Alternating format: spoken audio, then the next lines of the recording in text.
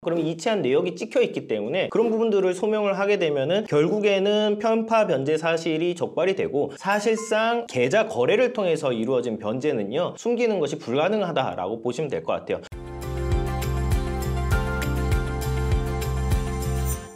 안녕하세요. 개인의 생길잡이 김은찬 변호사입니다. 오늘은 편파 변제에 대해서 한번 설명드려보는 시간을 가져볼까 합니다. 일단 편파 변제가 무엇인지에 대해서 설명을 드리면은요, 이제 여러 채권자가 있는데 내가 특정 채권자에게만 돈을 갚는 거예요. 그러면 다른 채권자들은 왜 저 사람한테만 갚아가 되는 거죠. 원래 같았으면은 그 재산은, 채무자의 재산은 나도 일부 가져갈 수 있는 거였는데, 채무자가 특정 채권자에게만 변제를 하게 됨에 따라서 내가 가지고 올 수 있는 채무자의 재산이 줄어들게 되는 거죠. 그래서 편파 변제를 좀 법률적으로 정의를 하게 되면은요, 특정 채권자에게만 돈을 변제해서, 여기가 중요한데, 다른 채권자에게 손해가 발생하는 행위를 의미합니다. 다른 채권자한테 손해가 발생해야 돼요. 그래서 이게 실무적으로 가장 이제 문제가 많이 되는 거는 당연히 이제 뭐 가족이라든가 뭐 친한 친구들한테만 우선적으로 변제하는 행위예요. 그리고 이제 그렇게 변제한 이후에 이제 돈 없어요, 개인회생 합니다, 이렇게 되면 편파 변제가 문제가 되는 것이죠. 그러면 편파 변제를 법원에서는 어떻게 적발하느냐, 요거에 대해서 한번 설명을 드려볼까 하는데요. 이제 많은 분들이 사실 요거 법원에서 알까요? 라고 말씀을 하시는데, 법원에서는 이제 1년에서 2년간의 계좌 사용 내역을 확인을 한 다음에 50만원에서 100만원 이상의 자금 이체 내역에 대해서 소명을 하도록 하거든요. 그럼 내가 특정 뭐 가족, 아버지한테 돈을 빌려가지고 그걸 먼저 갚았다. 그럼 이체를 했겠죠? 그럼 이체한 내역이 찍혀 있기 때문에 그런 부분들을 소명을 하게 되면은 결국에는 편파 변제 사실이 적발이 되고, 사실상 계좌 거래를 통해서 이루어진 변제는요 숨기는 것이 불가능하다라고 보시면 될 것 같아요. 근데 다만 아까 제가 말씀드렸듯이 법원에서 확인하는 게 1년에서 2년 정도이기 때문에, 예를 들어 3년, 4년 이제 넘어간 편파 변제의 기록 같은 경우는 법원에서 확인을 하지 않고 그냥 모르기 때문에 그냥 넘어가는 경우가 있을 수도 있습니다. 그렇지만 회생 시점에 이루어진 편파 변제 행위에 대해서는 법원에서 식별을 한다라는 점을 아시면 좋을 것 같아요. 편파 변제가 그러면은 존재하는데 다 문제가 되나요? 이렇게 질문을 많이 주시는데요. 꼭 그렇지는 않아요. 그래서 편파 변제이지만 편파 변제로서 문제가 되지 않는 부분도 있고, 편파 변제라고 생각하지만 편파 변제가 아닌 경우도 있거든요. 그래서 좀 한번 사안별로 한번 설명을 드려볼게요. 일단 첫 번째는 아까 설명드렸는데 편파 변제 시점이 오래돼서 법원에서 발견하지 못한 경우에, 이 경우는 법원에서 발견하지 못했기 때문에 문제가 되지 않고 그냥 넘어가는 것이고요. 두 번째로는 어떤 채무의 금액, 내가 뭐 아버지한테 빌린 금액에 비해서 변제 금액이 굉장히 적고 어떤 통상의 이자 정도에 불과하거나 소액인 경우에서는 사실 법원이 크게 문제 삼지 않고 넘어가는 경우도 있습니다. 그러니까 봐준 거죠. 그러니까 봐줄 정도의 금액이라면은 사실은 이 부분에 대해서 뭐 개인회생 진행에 장애가 발생하지 않는다라고 보시면은 될 것 같아요. 그 다음에는 내가 경제적으로 문제가 없는 상황에서 특정 채권자한테 변제를 한 것도 편파 변제가 아니에요. 왜 그러냐면은 변제할 당시에는 내가 돈이 있었어요. 그래서 급여도 잘 받고 다른 대출은 없었었는데, 혹은 대출이 있었어도 충분히 갚을 수 있었는데, 내가 일단 편파 변제를 하고 난 이후에 어떤 사정에 의해서 경제적 상황이 어려워진 거예요. 예를 들어 실직을 했다든가 혹은 교통사고가 나서 일을 못하게 되었어요. 그런 경우에는 내가 변제를 했을 당시에는 아무런 문제가 없는 거였거든요. 다른 채권자들과의 관계에 있어서 손해가 발생하지 않은 것이죠. 그렇기 때문에 이런 경우도 편파 변제에 해당하지 않습니다. 그 다음 설명드릴 내용은요, 형식적으로는 편파 변제처럼 보이지만 편파 변제가 아닌 내용이에요. 이게 이제 뭐 어떤 거냐면요, 특정 상황에서 내가 특정 채권자한테 변제를 하는데, 그 변제를 통해서 다른 채권자들에게 이익이 되거나 손해가 발생하지 않는 경우에, 아까 편파 변제 손해가 발생해야 된다라고 그랬잖아요. 대표적인 게 어떤 게 있냐면요, 예를 들어서 내가 개인 사업자예요. 개인 사업자인데 지금 경영난 때문에 굉장히 어려워요. 그래서 자산도 별로 없는 상황에서 지금 거래처에 대금이 못 나가고 있는 거예요. 그래서 제가 유일하게 가진 어떤 부동산에 담보를 제공하고 돈을 빌려가지고 거래처 대금을 치렀다라고 가정해보면, 다른 채권자들이 보기에는 아니 네가 가진 재산 유일한 게 너 집인데 거기다 담보 제공해서 대출을 받아가지고서는 저쪽에다가만 변제를 해? 이거는 편파 변제야 라고 주장을 할 수도 있죠. 그런데 이 사람 입장에선 이 현재의 상황을 타개하려면은 거래처 대금을 내고 물품을 공급받아서 팔아야지 사업이 되거든요. 그래야지 추가 소득이 발생하고 다른 채무도 변제를 할 수가 있는 것이잖아요. 그래서 이런 경우는 사실은 사회행위, 법적으로 봤을 때 편파 변제가 아니다라고 법원에서도 정확하게 해석을 해요. 그래서 요 어떤 판례를 한번 가지고 와봤는데요. 한번 읽어드리면, 자금난으로 사업을 계속 추진하기 어려운 상황에 처한 채무자가 자금을 융통해서 사업을 계속 추진하는 것이 채무 변제력을 갖게 되는 최선의 방법이라 생각하고, 부득이 부동산을 특정 채권자에게 담보로 제공하거나 신탁하고 신규 자금을 추가로 융통받는 경우 채무자의 담보권 설정 또는 신탁행위가 사회행위에 해당하지 않는다라는 명확한 대법원 판례도 있습니다. 근데 이게 실무적으로 개인회생 진행을 하다 보면은요, 이거 편파변제니까 청산가치에 반영해라는 보정이 잘 나오는데 이런 부분에 대해서는 다퉈서 청산가치에 반영되지 않도록 하는 것이 굉장히 중요합니다. 그러면은 법원에서 편파변제 사실 발견했고 편파변제인 게 인정이 되면은 요거 이제 어떻게 처리가 되나요? 바로 기각되나요? 요거 질문 많이 주시는데요. 그러니까 편파변제 사실이 존재한다라고 해서 곧바로 기각이 되는 것은 아니에요. 그러니까 편파변제의 어떤 내용, 그러니까 내가 편파변제한 금액 자체를 청산가치에 반영을 하도록 하고 청산가치 보장의 원칙이 지켜지지 않을 때 그때 개인회생 진행에 문제가 있는 거거든요. 그래서 만약에 편파변제한 금액을 청산가치에 반영해도 개인회생 진행에 문제가 없다. 예를 들어서 변제금을 조금 늘린다든가 변제 기간을 늘려서 청산가치를 맞출 수 있다라면은 큰 문제는 없고요. 만약에 이제 편파변제를 했는데 청산가치를 못 맞추는 경우가 있어요. 편파변제 금액을 청산가치에 넣으면은요. 이제 그런 경우에는 부득이 좀 시간이 좀 지나고 개인회생일 진행을 하는 걸 검토를 해보셔야 돼요. 그래서 그런 부분이 이제 편파 금액 자체가 너무 커지게 되면은 개인회생 진행에 어려움이 발생할 수 있는 것은 사실이고 그런 부분은 좀 유의를 하셔야 될 것 같아요. 근데 이제 채무자분들께서 이런 거 많이 질문 주셔요. 아, 이 돈 저 꼭 갚아야 돼요. 이거 저 친구가 저 믿고 빌려준 거라서 이거 반드시 갚아야 돼요. 혹은 이거 아버지한테 빌린 건데 이거 아버지도 어려워요. 이거 꼭 갚아야 돼요. 이런 경우가 있는데 이런 경우에 사실은 개인회생 진행을 염두에 두고 있다라면은 변제를 진행을 한다기보다는 일단은 개인회생을 진행을 하시고요. 그렇게 되면은 개인회생에 따른 변제 계획안에 따른 변제를 받겠죠. 그래서 친구가 됐든 아버지가 됐든 일부 금액을 받을 거고 그 외의 금액은 사실 개인회생 진행과 별개로 그냥 개인적으로 갚으면 됩니다. 그러면 어쨌든 최저 생계비 안에서 생활하는데 그거 아끼셔서 변제를 하시거나 혹은 인가결정 이후에도 계속 변제를 이어가신다든가 하는 형태로 진행을 하시는 게 좋고요. 만연히 일단 지금 갚아야 되는 거니까 먼저 갚고 개인회생 해야지 이런 어떤 생각은 편파변제로 해석돼서 법원에서 안 좋게 보고 개인회생 진행에 악영향을 줄 수 있기 때문에 그렇게 진행하시는 거는 권해드리고 싶지 않고요. 이 영상 참고하셔가지고 개인회생을 먼저 진행해야겠다라는 점을 아시면 좋을 것 같아요.